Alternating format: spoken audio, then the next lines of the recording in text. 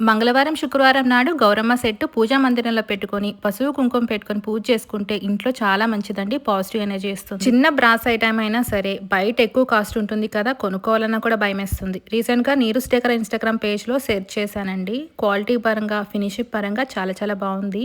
అలాగే రీజనబుల్ ప్రైస్‌లో సేల్ చేస్తున్నారు. మొత్తం 5 ఐటమ్స్ వస్తాయి. దీంతో పాటు ప్లేట్ కూడా వాళ్ళే ఇస్తున్నారండి.